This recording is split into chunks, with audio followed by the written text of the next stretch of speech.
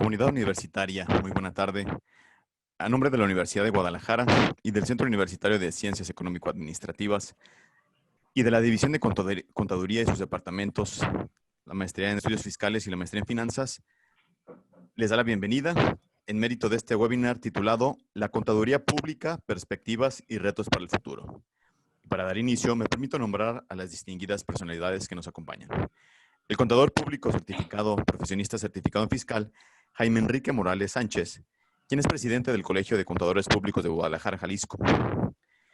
También nos acompaña el director de la División de Contaduría en esta sala virtual, el doctor Marco Antonio Daza Mercado. Y como moderador de este evento nos acompaña el doctor Antonio Sánchez Sierra, coordinador del doctorado en Estudios Fiscales del CUSEA. Reiteramos el saludo a todos ustedes y les mencionamos que pueden consultar en webinars.cusea.udg.mx los seminarios llevados a cabo y próximos a emitirse. Ahora bien, dejo en el uso de la voz al doctor Antonio Sánchez. Muchas gracias y sobre todo les damos la bienvenida a todos los muchachos, los jóvenes de primer ingreso que entran a la bonita carrera de la contaduría pública, también a los compañeros de posgrados de las maestrías en finanzas, la maestría en estudios fiscales y, por qué no, también a los compañeros del doctorado en estudios fiscales. Y quiero presentar brevemente, porque tiene un amplio currículum y es orgullosamente egresado de nuestra Universidad de Guadalajara.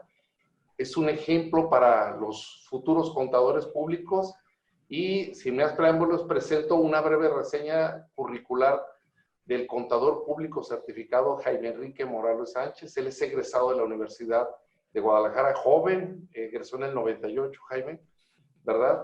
Su cédula profesional, bueno, aquí lo tienes.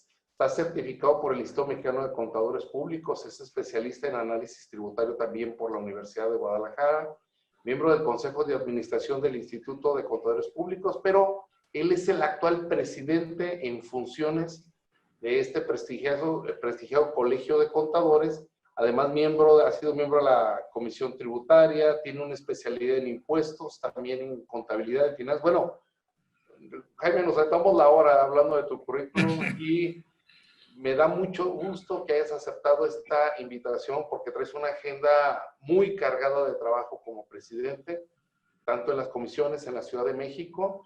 Y sin más preámbulos, te cedo el uso de la voz para que, bueno, nos des tus opiniones en esta conferencia y yo te estoy avisando unos 10 minutitos antes para concluir el evento. Sin más preámbulos, con ustedes el contador público certificado Jaime Enrique Morales Sánchez. No sin antes saludar también a nuestro señor director, que nos da auge y auspicio para todos estos eventos. Muchas gracias y adelante, Jaime, por favor. Maestro Antonio Sánchez, doctor Antonio Daza, para mí es un honor. Además voy a hacer una corrección porque no les gusta mi apellido, es Morelos. Entonces, a pesar de ser un héroe de la independencia, no les gusta y siempre me lo cambian. Pero bueno, agradecerles la invitación. Para mí es un honor el poder estar en mi alma mater, el poder platicar con ustedes, quienes están iniciando o dar el inicio a los webinars de CUSEA, a los muchachos que van arrancando la carrera, como bien comenta el doctor Antonio, esta bonita carrera que es la contaduría pública, lo van a ver y yo estoy convencido que conforme vayan pasando los semestres, van a ver y se van a enamorar cada día más de esta carrera. A quienes inician los posgrados de la maestría en finanzas, de estudios fiscales y el doctorado, pues también darle la más cordial bienvenida. Y pues bueno, vamos a iniciar con esta plática, una plática que cuando me invitó el doctor Antonio, me dijo, oye, van los 3 niveles. Y dije, ay, pues va a estar medio complicado el poder armar una plática en la cual podamos mantener atentos a los asistentes. Pero creo que lo pudimos hacer y así espero que sea y lo veremos al final de la sesión, que esta sesión cumpla las expectativas que ustedes tienen para poder llevar esta plática. Es 1 hora, esperemos que nos sea suficiente. ¿Qué es lo que vamos a estar viendo el día de hoy? Un poquito de antecedentes de dónde los muchachos que van arrancando la carrera de contaduría pública pueden desempeñarse, cómo ha venido evolucionando, qué es lo que nosotros hoy en día requerimos, cuál es nuestro, vamos a ver, un aliado o lo que yo considero que es un aliado en el desarrollo de nuestra profesión, cómo que son las tecnologías de la información, cómo esas tecnologías de la información han venido evolucionando la propia carrera, el cómo vamos y el cómo hacemos nuestro trabajo, pero de igual forma, así como se desarrolla el trabajo o nos facilita el trabajo a nosotros como contadores, pues también del otro lado, que es la autoridad, ¿no? Entonces, esos medios, esas tecnologías de la información, cómo la autoridad lo ha venido utilizando, haciendo uso precisamente de eso para hacer y ejercer las facultades de comprobación, ¿no? Entonces, vamos a ver cuáles son esas tendencias que han venido dando a conocer las propias autoridades, de cuáles son esas medidas de fiscalización, porque obviamente hay que obtener recursos y precisamente y desgraciadamente por el tema de la pandemia, pues han venido a la baja, y lo vamos a ver. Vamos a cerrar un poco con algunos comentarios respecto al paquete económico que se presentó el día de ayer. Ese lo dejamos más o menos como comodín, ya si el tiempo nos da, pues daremos algunos comentarios al respecto. Comentamos precisamente la pandemia. Espero que todos ustedes, así como sus familiares, sus compañeros de trabajo, se encuentren bien de salud. Creo que es el deseo que tenemos todos. Esta pandemia cada día se va acercando, ¿no? Cada vez a nuestros círculos más cercanos. Vemos que ya han pasado por contagios de esta enfermedad, pero ojalá que no pase más que de algunos leves síntomas y que no pase a mayores, ¿no? Y quienes han pasado a mayores, pues bueno, externarles nuestro más sentido pésame al respecto. Pues bueno, si gustan voy a compartir lo que es la presentación para arrancar con la charla del día de hoy. Como les comentaba, vamos a iniciar un poquito hablando de cuáles son aquellos campos de acción en los cuales el contador o los muchachos que van arrancando van a poderse desarrollar o se van a poder especializar. Aquí pongo en primer lugar, no por orden de importancia, bueno, a lo mejor sí, porque yo me dedico más al área de impuestos, entonces sí lo ponemos como primer tema, la especialidad en el área fiscal, ¿no?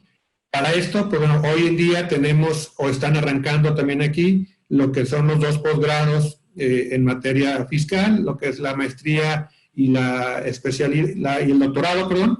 Entonces, nos podemos dedicar a la parte fiscal.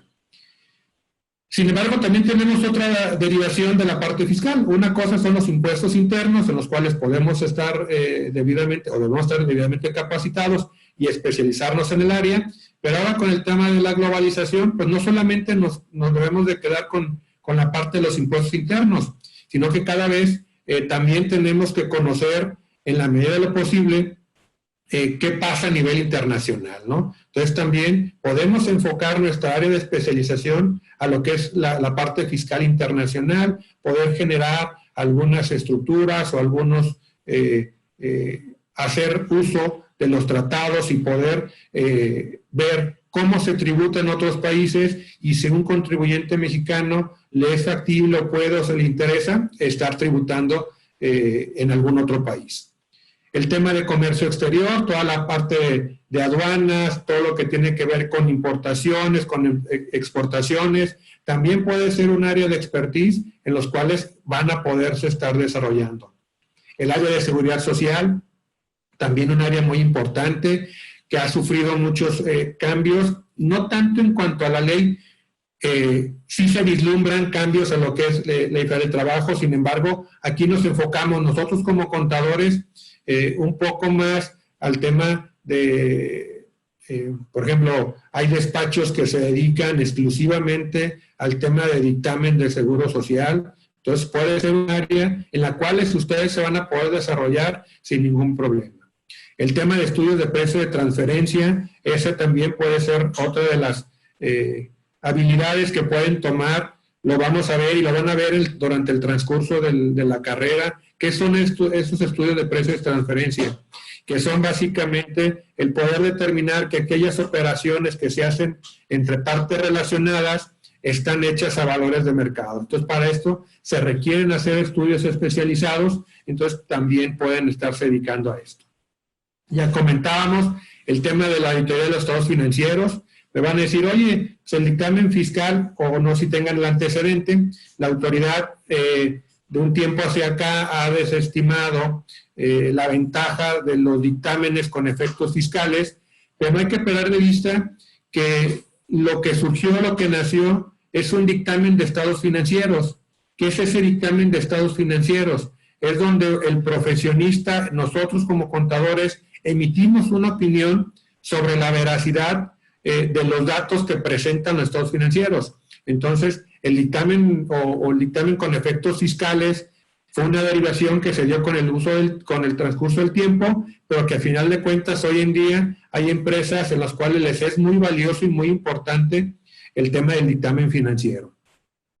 El tema de auditoría interna y gobierno corporativo también de un tiempo hacia acá ha tomado mucho auge esta parte en la cual se pueden especializar y pueden apoyar a sus clientes con la parte de la institucionalización. Hay que recordar que muchas de las empresas que tenemos, pequeñas, medianas, muchas son empresas familiares y que en ocasiones el no tener previsto ese cambio generacional puede llevarla al fin de la empresa, ¿no? Entonces, esta parte de la auditoría interna y gobierno corporativo, ¿qué es lo que busca? Pues busca la continuidad de la empresa en el transcurso del tiempo y con el paso de las generaciones.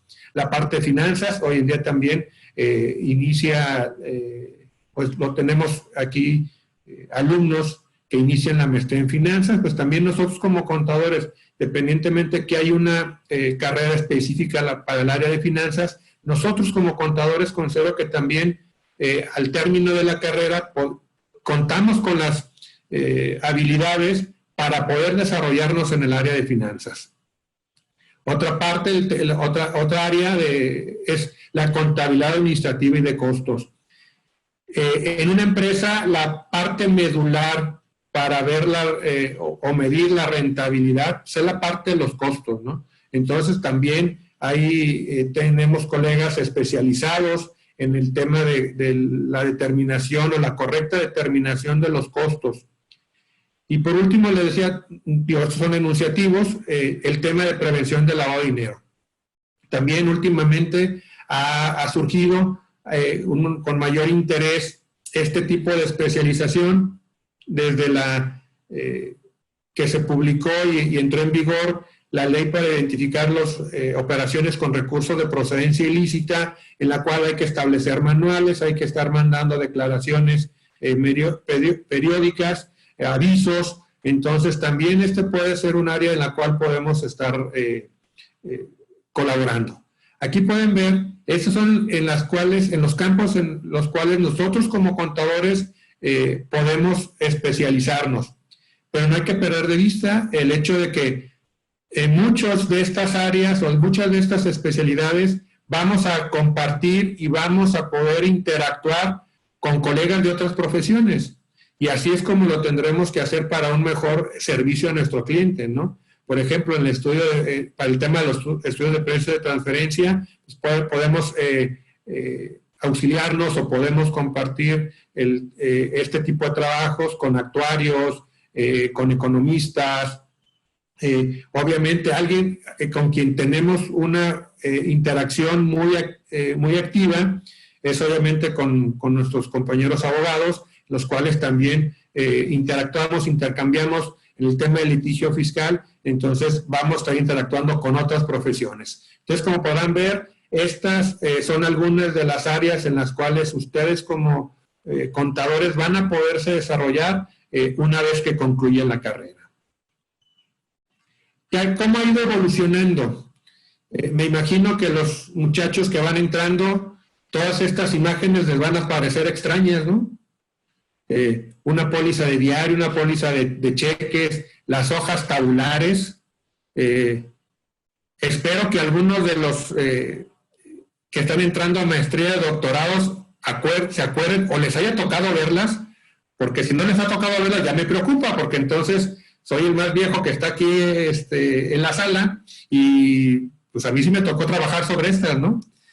A lo mejor el libro diario no tanto, pero sí me tocó, y les voy a platicar una anécdota en el primer despacho donde me tocó trabajar, la contadora para la cual la apoyaba, me llamó la atención porque no usaba la sumadora con todos los dedos, o sea, sino que era el clásico que iba sumando con dedo, ¿no? Entonces, lo que hizo para que yo me enseñara a usar la sumadora con toda la mano fue precisamente darme un libro diario y que verificara todas las sumas que venían en ese libro diario.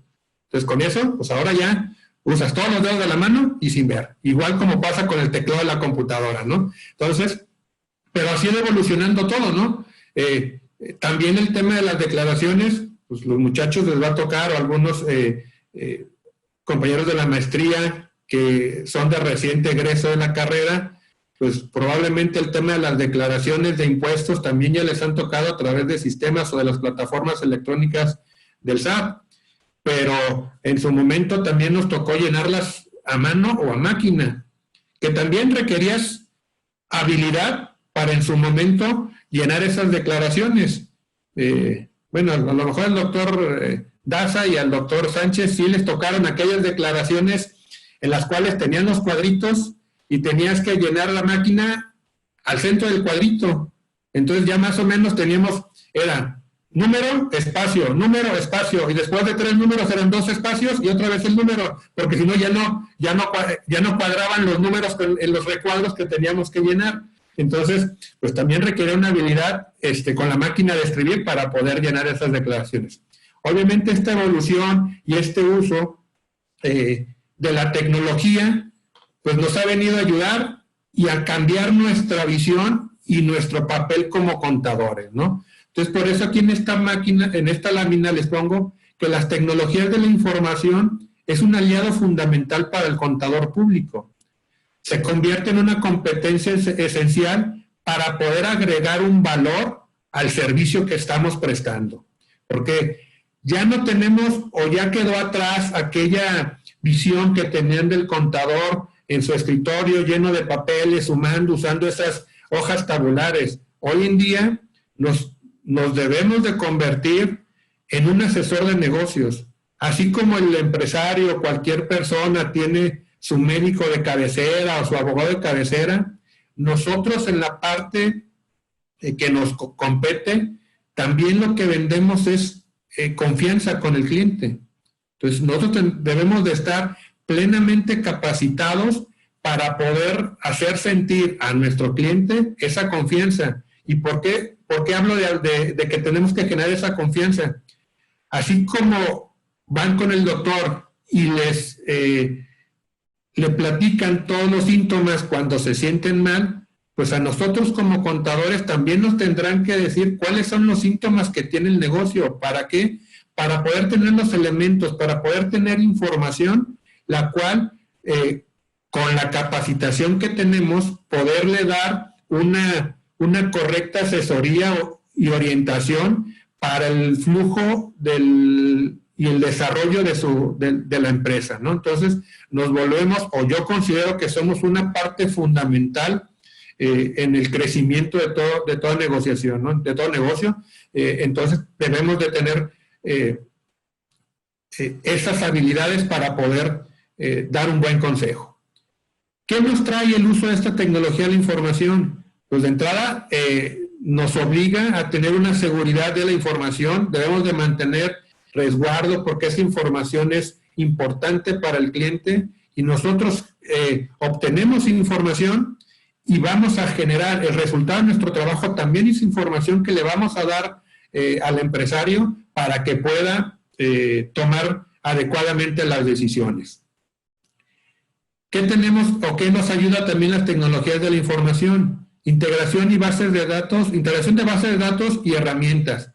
Aquí les pongo algunos, no porque me paguen, no llevo comisión de ninguno de ellos, pero son los que más comúnmente utilizamos, estos ERPs que nos facilitan precisamente el poder desarrollar nuestra actividad, que ya cada vez cada uno de estos sistemas van sacando herramientas con las cuales nos hace nuestro trabajo más, pues llamémoslo así, más fácil, ¿no? Que la parte que le digamos de talacha se haga de manera automática y que nosotros nos vamos más productivos en cuanto a generar la toma de decisiones.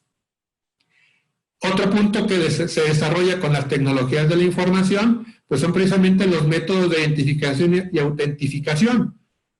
Por ejemplo, la firma electrónica avanzada. Esto nos permite ya con los biométricos estar autentificando. Y nos pasa no solamente con la firma electrónica avanzada. Agarremos nuestro celular. Nuestro celular ya trae un software con el cual ustedes le ponen la huella digital o la cara y ya tienen reconocimiento facial. Entonces esto nos ayuda a generar este tipo de información.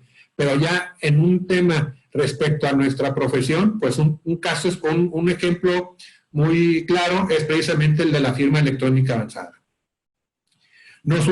También el intercambio de información, esto nos ayuda, por ejemplo, en el tema de facturación electrónica, sí existe un intercambio de información, porque dentro del proceso de generación de la factura electrónica, pues está que tiene que ir hacia un proveedor autorizado que va a validar los datos y los requisitos que tenga ese CFDI para poder ser timbrado, ¿no? Entonces, también las tecnologías de información nos ayuda para estos intercambios, ¿no?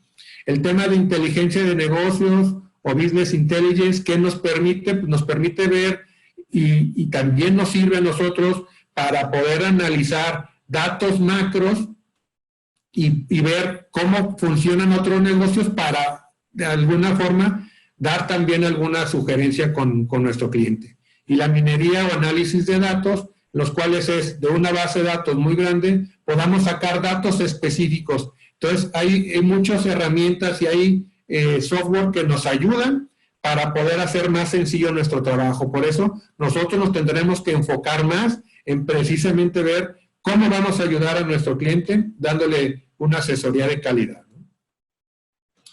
Aquí hablamos también de cómo esas tecnologías de la información también son utilizadas por la autoridad. Les hablaba hace un momento de que hace algunos años, no vamos a sacar cuentas, pero ahora de cuando yo había salido de la facultad y ya el maestro Antonio ya dijo cuándo salí, entonces hace 22 años y orgullosamente hace 22 años salí de la Universidad de Guadalajara.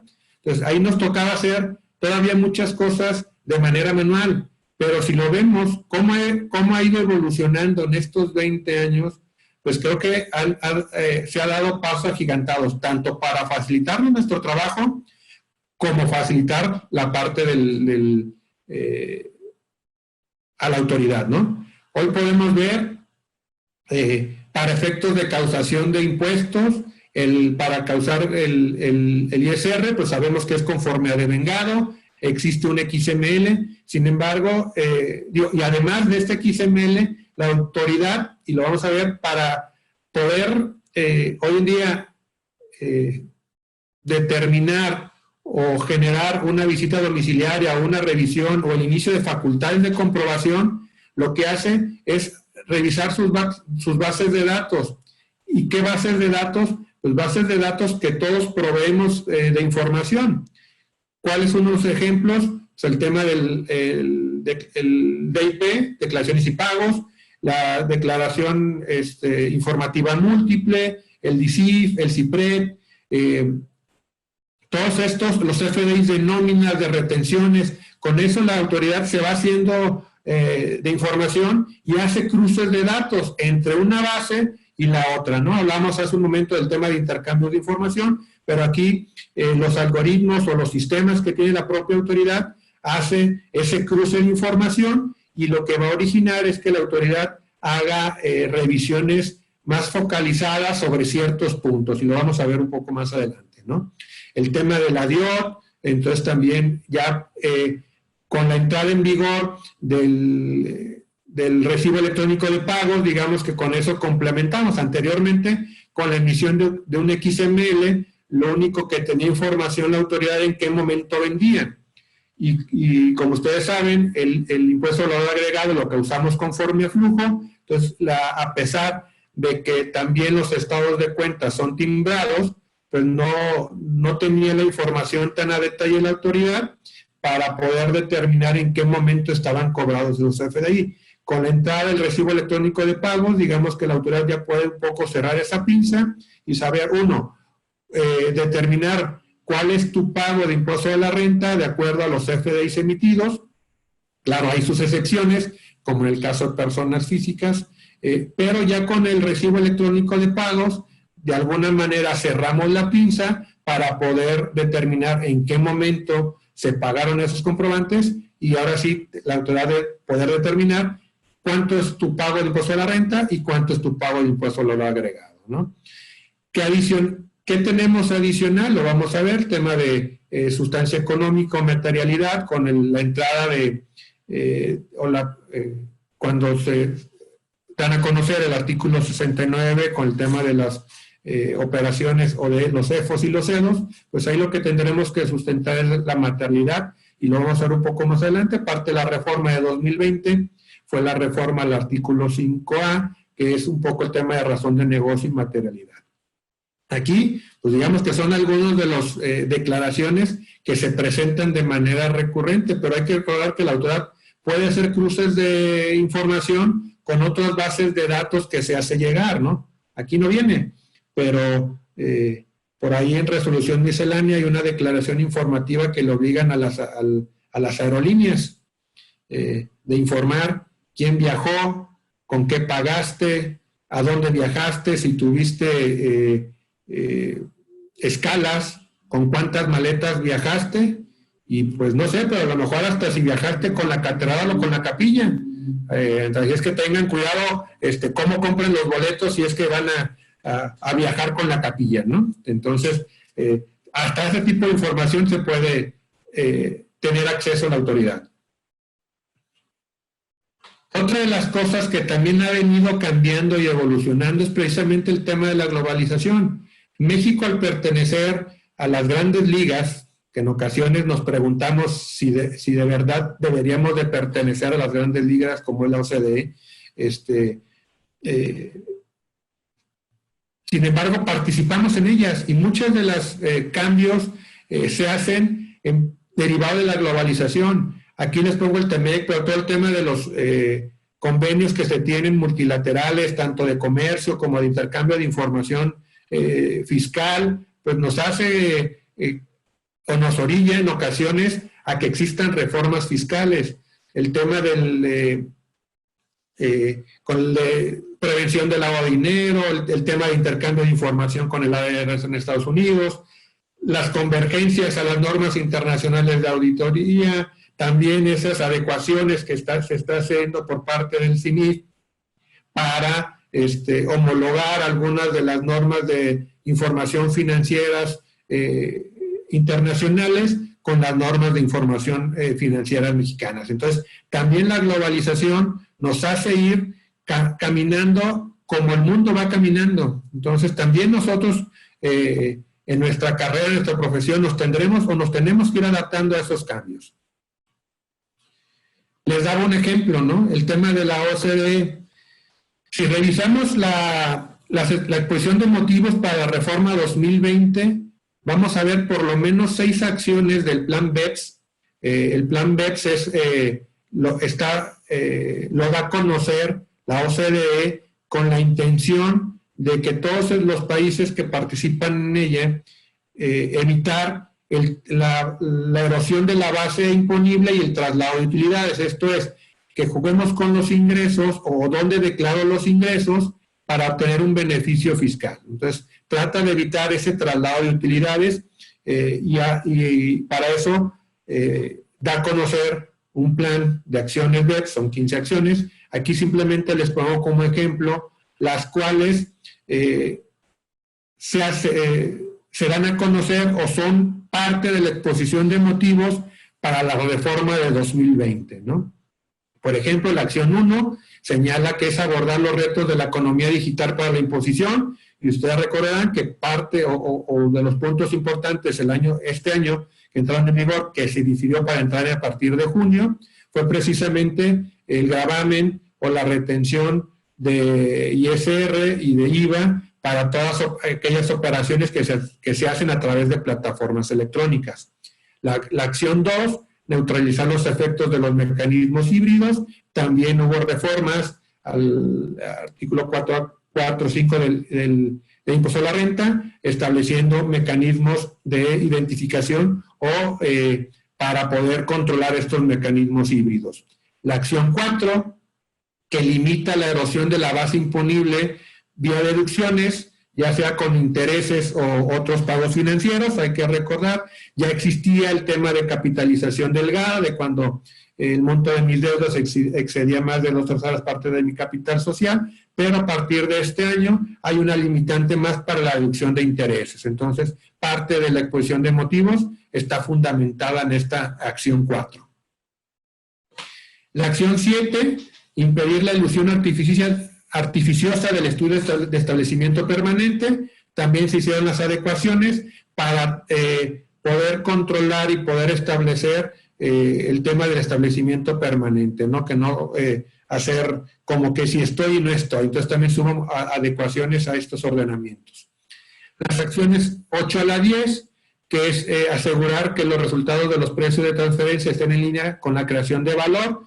Aquí yo ya les comentaba que una de las partes donde podemos actuar es precisamente con los estudios de precios de transferencia. Entonces esta acción 8 va encaminada precisamente a asegurarnos este tipo de operaciones, ¿no? Y la acción 12, el exigir a los contribuyentes que revelen sus mecanismos de planificación fiscal agresiva. Se fijan, aquí habla de planificación fiscal agresiva. ¿Con qué nos encontramos a partir de este año? Con un nuevo capítulo en el Código Fiscal de la Federación, que son de las operaciones reportables, en las cuales, si vemos cómo venía el proyecto del Ejecutivo, se hablaba de 28 fracciones de estas operaciones reportables. Con orgullo puedo decir que el año pasado me tocó estar acompañando al presidente del colegio, Rodolfo Servín, en los trabajos que se hicieron tanto en la Cámara de Diputados como en la Cámara de Senadores, pudiendo hacer, tratando de hacer entender a los diputados del por qué no tenía que pasar esto. Se logró, de 28 se bajaron a 14, pero a final de cuentas, si ustedes ven la acción, me habla de planificación fiscal agresiva, y normalmente esta planificación fiscal agresiva se hace de manera internacional. Aquí, a como quedó la redacción, hay operaciones nacionales. Entonces, sí, digamos que fuimos un poquito más allá. Como les comentaba, ya entrando en la segunda parte de la plática, pues es uso de la tecnología y esa necesidad del Ejecutivo de poder hacerse llegar de recursos, pues está enfocado, y vamos a ver cuáles son esos mecanismos y esos esfuerzos que ha hecho la autoridad. Son de todos conocidos que una vez entrando este nuevo gobierno, hubo despidos de funcionarios, hubo cierre de desconcentradas del Servicio de Administración Tributaria. Entonces, eso ha originado que sí, durante 2019 bajó el monto de recaudación proveniente de actos de fiscalización. Sin embargo, ya para 2020, ya la autoridad ha puesto manos a la obra, y vamos a ver que ya estos mecanismos que ha puesto la autoridad ha sido y les han dado buenos resultados, ¿no? La propia autoridad lo ha llamado como el ABC, que es aumentar la eficiencia recaudatoria, bajar la evasión fiscal y combatir la corrupción. Entonces, han sido los temas que ha estado el Ejecutivo insistiendo mucho, que así es como va a trabajar la autoridad hoy en día, ¿no? Si comparamos un poco cuáles son estos incrementos en recaudación, les comentaba, bajaron el nivel de fiscalización un poco en 2019, entonces con lo que va comparando el primer semestre de 2019 con 2020, pues ahí traemos 1.694.000 millones de pesos recaudados en 2019 contra 1.748 en 2020. hay un incremento de un 0.01% en términos reales. Entonces, pareciera que sí ha habido un incremento, pero vamos a ver que dentro de este monto de recaudación durante el primer semestre está incluido los actos de fiscalización y todos estos actos que son de todos conocidos de los grandes contribuyentes que han venido pagando de acuerdo a lo que comenta la autoridad, porque se sientan a la mesa y llegan a un común acuerdo de que sí tienen que pagar. Pero un poquito más adelante comentaremos si es así o no es así.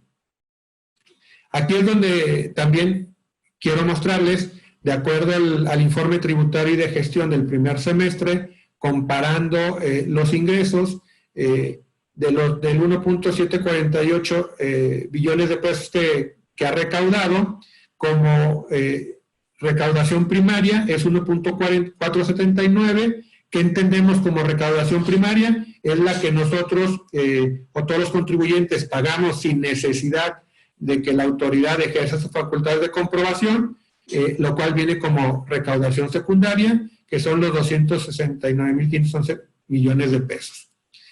Con una eficiencia recaudatoria de 50 millones y 219 de fiscalización y cobranza. Entonces, aquí es donde podemos ver que ya la autoridad está poniendo en marcha estos mecanismos que ya tenía previsto que iba a utilizar para la fiscalización. ¿Qué más ha hecho o cuáles son esos mecanismos de fiscalización? Tiene distintos medios. El tema de visitas domiciliarias, esas ya comentábamos, esas por la reducción de personal, no han sido tantas el tema de las visitas domiciliarias, las revisiones de gabinete han sido un poco más, han sido menos, pero han sido más que las visitas domiciliarias, la revisión de dictámenes fiscales, esa también ha venido muy a la baja, porque cada vez son menos los dictámenes fiscales que se presentan. Hay que recordar que este dictamen ya es optativo y solamente para cierto nivel de empresas. ¿Cuál ha sido lo que ha venido incrementándose? El tema de los medios masivos. ¿Qué son estos medios masivos? Cartas de invitación o algunas citas o mecanismos donde citan al contribuyente para darles a conocer su situación, cuando la autoridad, derivado del análisis previo que ella hizo con tal información con la que cuenta, ve algunas distorsiones o algunos cambios en los parámetros que viene utilizando el contribuyente y de ahí se genera. Entonces, como pueden ver, los actos de fiscalización se han enfocado más al tema de los actos masivos, ¿no? Ya cada vez es más común el tema de las cartas de invitación o las notificaciones en las cuales traemos diferencias. ¿Cuáles son los 4 ejes que podemos decir que está basada esta fiscalización? Obviamente el tema de reformas fiscales, ya hablamos y hablaremos un poquito más adelante del tema de esas modificaciones que hacen con efectos de fiscalización, el tema de la cláusula antiabuso, que es el 5A, el tema de operaciones reportables, las medidas de control, o sea, todo lo referente a esa información que nosotros estamos proveyendo a la autoridad, las facultades de comprobación que tiene la autoridad y el combate a la defraudación fiscal. Vamos a ver, cada vez es más y siguen trabajando con el tema de las empresas factureras.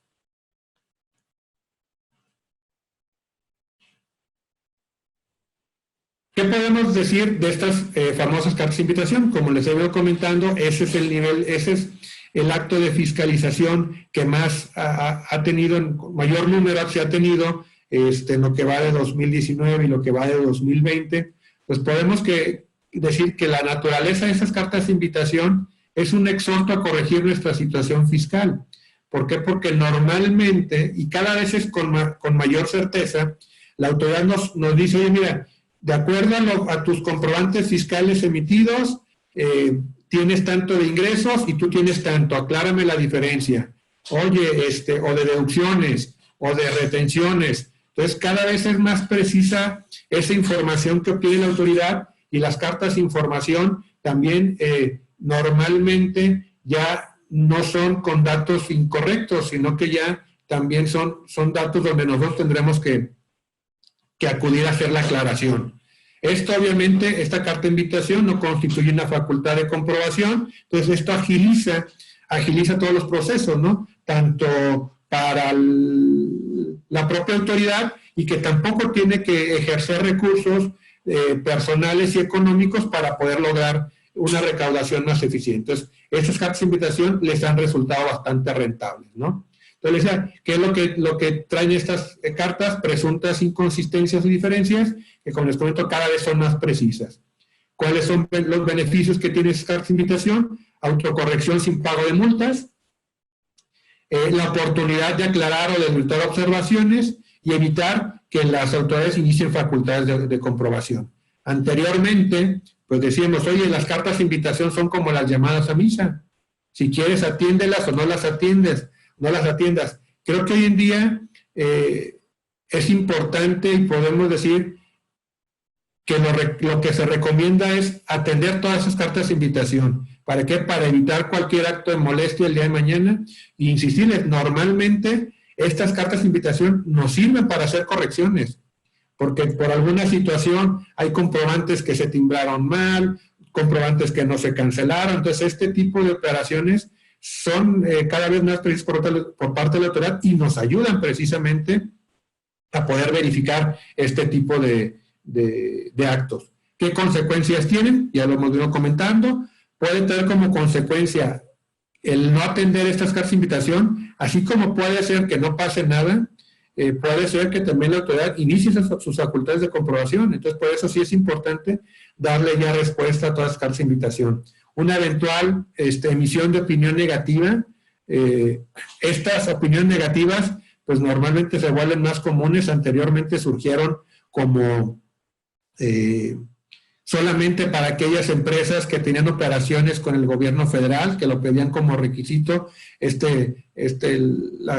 la opinión de cumplimiento fiscal positiva. Pues hoy en día hay que recordar que esta puede llegar, dependiendo del tema de la carta, no solamente la opinión de cumplimiento negativa, sino hasta un tema de cancelación o uso restringido de los certificados de sellos digitales. Entonces, es donde cobra relevancia el contestar estas cartas de invitación. Entonces, hay que atenderlas. Mi recomendación es atenderlas porque, insisto, nos sirve para hacer un acto de contrición, ver si me estoy portando mal o no, y que de ahí poder evitarme un dolor de cabeza el día de mañana. ¿Cuáles son estas principales reformas? Les decimos que es un tema de los 4 ejes en los cuales se basa la fiscalización. Ya lo hemos venido comentando, el tema de las reformas orientadas a la fiscalización, la regla antiabuso, este famoso 5A, donde le da la facultad a la autoridad de recaracterizar operaciones cuando ella considera que no tiene una razón de negocios y cuando mi único objetivo es obtener un beneficio fiscal. Entonces, esto obviamente, esta modificación lo que le lleva a la autoridad es tener herramientas o armas para poder tener una máxima o incrementar la fiscalización. Les adelanto un poco, este 5A dentro del paquete económico trae una modificación a este 5A, en el cual señala que se les da el peso para que esa recaracterización o esa investigación que hacen con base al 5A pueda ser utilizada en juicios. Entonces, por parte de la autoridad. Entonces, creo que sí se viene un poquito más complicado si es que se aprueba de esta manera. Ya hablábamos del tema de los esquemas reportables, todas esas acciones, esas 14 fracciones en las cuales estamos obligados nosotros como asesores de reportarlas o de las empresas que las aplican también de reportarlas, y tendrá que reportar que lo hizo y del asesor que lo sugirió. Entonces, es muy importante el tener pleno conocimiento de esas 14 fracciones de los esquemas que tenemos que reportar. Y ya también comentamos el tema de los sellos digitales. Si bien es cierto, en 2020 digamos que se flexibilizó, hasta 2019 lo que el Código Fiscal establecía era una cancelación de sellos digitales. que eso originaba a que a muchos contribuyentes los metieran en problemas porque sin saber el motivo simplemente les cancelaban los sellos y era todo un calvario el tener que estar yendo a la autoridad, oye, a ver, ¿por qué me cancelaste el sello? Y el tema de la reactivación era peor, a pesar de que con entrevistas con las autoridades decían, oye, en 3 días te reactivo los sellos digitales, en realidad eso no pasaba en ese lapso de tiempo. Eso se daba, hubo contribuyentes que duraron 6, 8 meses en poder generar nuevamente un certificado de sello digital para poder operar. Entonces, ¿qué cambia para 2020? 2020 ya me habla de que hay un procedimiento previo donde me notifican un uso restringido de esos sellos digitales, en los cuales me dan un plazo para poder aclarar y que no a la causal de cancelación de sellos. Pero se incrementan aquellas causales en las cuales puedo caer en el supuesto de suspensión temporal o restringido de uso de sellos. Quienes no hayan presentado su declaración anual, sea de persona moral o persona física, pues ya estamos en una de las causales de restricción de uso de sellos. Entonces, también son de los temas que hay que cuidar mucho, porque hay que recordar que el tema de poder emitir las facturas es la parte vital de los negocios. Si un negocio no puede emitir facturas, solamente no puede vender. Y al no poder vender, lo estamos orillando o puede llegar al tema de cierre de este negocio, ¿no? Entonces, hay que estar muy, muy cuidadosos de no caer en estas causales de restricción de usos, y si caemos, pues inmediatamente solucionarlo para no llegar al tema de la cancelación.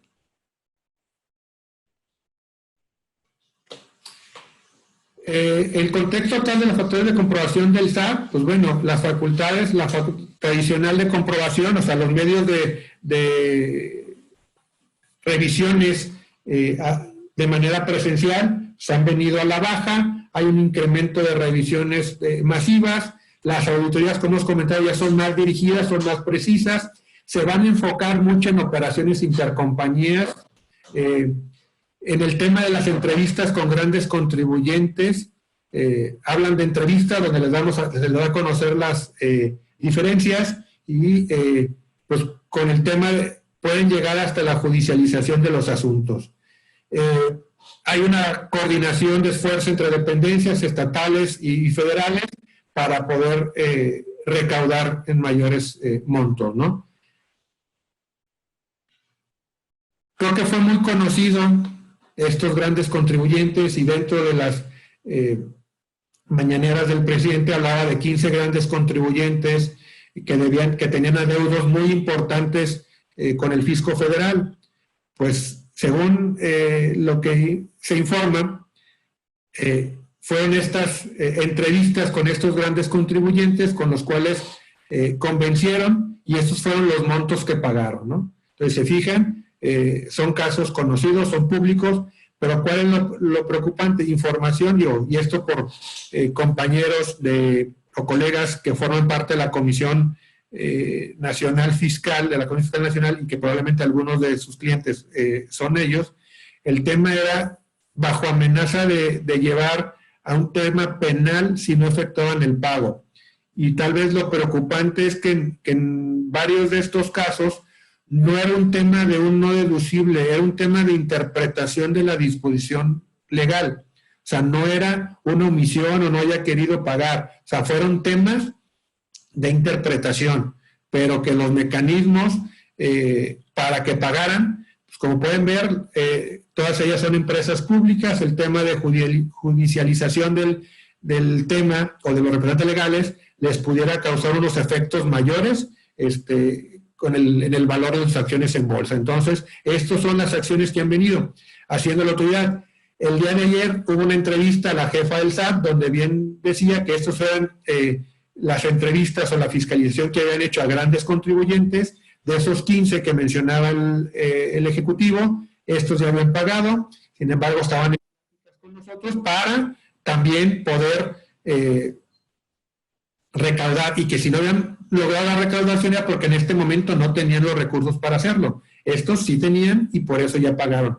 Pero que así como enfocaron las baterías en estos grandes contribuyentes, ya esas mismas acciones la van a hacer al resto de los contribuyentes. Entonces, pues no nos sorprenda que el día de mañana lleguen a contribuyentes que no estén dentro del segmento de los grandes contribuyentes. También dentro del combate a la evasión y la defraudación fiscal, hay que recordar la reforma penal fiscal que también entra en vigor a partir de este año, con el tema de la ley de extinción de dominio, el que se considere delito o que transgrede la seguridad nacional el tema de la venta de facturas, que a mi punto de vista es bueno que se combata esta mala práctica que se ha venido haciendo de la compraventa de facturas. Hablan de facturas falsas, pues en realidad, pues, como alguna vez lo declaró una diputada, que no existen las facturas falsas.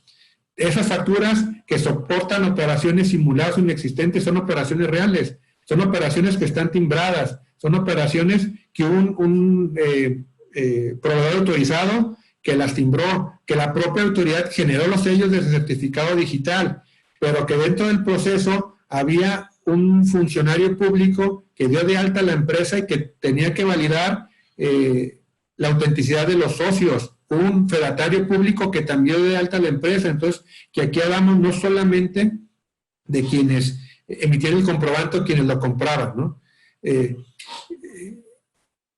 Nos ha tocado ir en ocasiones cuando un cliente te dice, oye, vamos porque tengo una cita con un fiscalista para que me des tu punto de vista. Y pues es la excepción cuando llegas y lo que le ofrecen a tu cliente es precisamente una venta de facturas. Y en alguna plática el ponente llegó a comentar que este tema de la emisión de facturas o de la venta de facturas había generado nuevas carreras. Porque llegabas y te daban una tarjeta y era médico veterinario y fiscalista.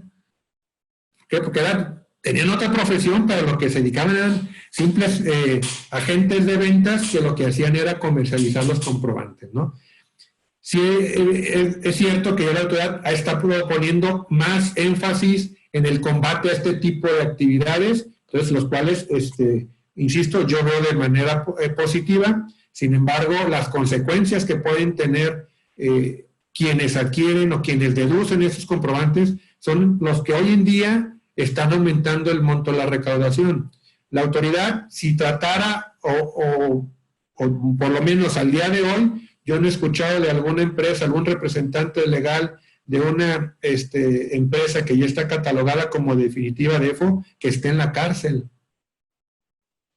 ¿Qué es lo que le ha servido a la autoridad? Pues yo detecto el EFO, pero me voy con el EDO, porque ese hoy en día es el que sigue operando y que quiere tener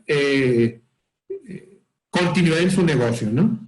Para darles un poquito de números, pues aquí están los números, ¿no? ¿Cuánto es lo que los contribuyentes presuntos? 11.700, definitivos 10.470, desvirtuados. Pero aquí vean el monto de las deducciones de quienes deducen operaciones simuladas, solamente de aquellos contribuyentes declarados EFOS definitivos por estrados. Entonces, como pueden ver, es un mecanismo que a la autoridad le puede resultar, o le ha estado resultando demasiado rentable, porque lo único que hago es hacer un cruce de información y generar las cartas de invitación para aquellos contribuyentes que dedujeron operaciones simuladas para que acudan y regularicen su situación fiscal. ¿Qué debemos hacer? Pues implementar controles que nos permitan adelantarnos a las revisiones masivas del SAT, esto es, esos cruces de información respecto a qué es lo que tenemos que hacer, cruzar la información que tiene el SAT con la que contamos nosotros, revisar todas las estructuras fiscales implementadas en el pasado y verificar que los expedientes estén analizados y si deben ser operaciones reportables, porque hay que recordar que de estas operaciones reportables, si bien es cierto, empezamos a reportar a partir de 2021, tenemos que reportar todas aquellas operaciones que tengan efectos en 2020 independientemente de cuándo se llevaron a cabo. Hay que analizar con detalle el impacto de las reformas fiscales en la declaración anual de 2020. Ya hablábamos del tema, por ejemplo, de los intereses. Entonces, hay que analizar ese impacto y buscar siempre el acompañamiento de nosotros o sugerir que siempre los acompañemos de los asesores en las etapas de las facultades de comprobación. Y hoy en día, al tratar de la autoridad de catalogarlo como un delito penal, pues probablemente también recomendar que dentro de esas facultades de comprobación los acompañemos nosotros como asesores, pero también de un abogado en la parte penal, ¿no? Entonces, hasta aquí creo que ya tenemos el tiempo encima. Les voy a quedar a deber el tema de los comentarios al paquete económico 2020. Ahora sí que si les gustó y quiere que vuelva a venir, pues maestro Antonio, con todo gusto, y podemos hablar un poquito respecto a los comentarios del paquete económico, o ya que vaya fluyendo dentro del proceso legislativo, pues ya ir ya con datos o con informes más certeros con los datos que vayan aprobando las distintas cámaras, compartirlo aquí con los muchachos. Muy bien. Muchas gracias, Jaime. Oye, Jaime, ya me los asustaste a todos los muchachos de la materia penal fiscal. Y creo que el tema es, no nos preocupemos, ocupémonos en estar preparados, en estar capacitados para no llegar a estar en esa situación. Si nosotros estamos debidamente capacitados, debidamente actualizados y hacemos las cosas principalmente con ética, creo que es un tema muy importante, el manejarnos con la ética. Eso nos va a ahorrar dolores de cabeza. Sí, tiene razón, probablemente se asuste. No, el tema no es asustarlo, sino todo lo contrario. O sea, que nos ocupemos y que ese cariño que vamos a tomar o que tenemos por la carrera sea por hacer las cosas de la manera correcta. Excelente. Jaime, pues claro que aprovechando el anuncio, pues sí, vamos a tener reformas fiscales y pues ya te estamos contratando desde ahorita, adelantándote, y también en el futuro que estamos trabajando en el proyecto de las futuras oficinas del Colegio de Contadores Públicos de Guadalajara en el CUSEA. Y bueno, a mí me gustaría ver y comentar más de tu interesante plática, las normas anteuso, todo lo que mencionaste son temas tan importantes como que se están integrando también ya los nuevos planes de estudio, por lo que tú mencionas. Y es efectivamente, aquí que está el doctor Daza, estamos retomando bastante el tema de la ética, porque es hacer lo correcto, Jaime. Y tienes toda la razón, ahorrarse bastantes dolores de cabeza por no actuar éticamente, pues ahora hay que preguntarle qué piensan los juzgados y qué piensan los agentes titulares del Ministerio Público por delitos fiscales. Te lo voy a decir. Un vaso de agua y una orden de aprehensión no se le niegan a nadie. Entonces, bajo ese parámetro tienen que estar preparados y tú lo sabes. Qué bueno, me da mucho gusto que hayas mencionado el tema de la ética, es importante y en estos momentos se ha retomado como esencia en los valores que debe de tener el contador público. Por eso te conocemos en tu distinguida trayectoria y sabemos que les hablas a los jóvenes con el corazón y bueno, tú estás muy joven, muy chavo, como decimos acá, porque les estás hablando y es un sinónimo de éxito y de calidad en tus exposiciones. Te quiero volver a invitar y Jaime, si nos lo permites, aquí tengo la autorización del señor rector y del señor director, ya me están diciendo que amárralo y pues ya estás amarrado. Con todo gusto. A toda la comunidad universitaria, la presencia y sobre todo te agradecemos muchísimo tu participación en esta... Al contrario, muchísimas gracias. Aquí voy a estar las veces que me inviten y también ¿no? O sea, a todos los muchachos que empiecen a interactuar y que empiecen a vivir la vida colegiada, como tú comentas, las instalaciones, la intención es que sean utilizadas para estudiantes. Perfecto, pues antes que nada, muchas gracias a todos por habernos escuchado, muchas gracias. Muchas gracias, estimado amigo Jaime. Perdón, Marco. Gracias, Antonio, muchas gracias. Muy bien, y felicidades. Al contrario, muchísimas gracias por la invitación.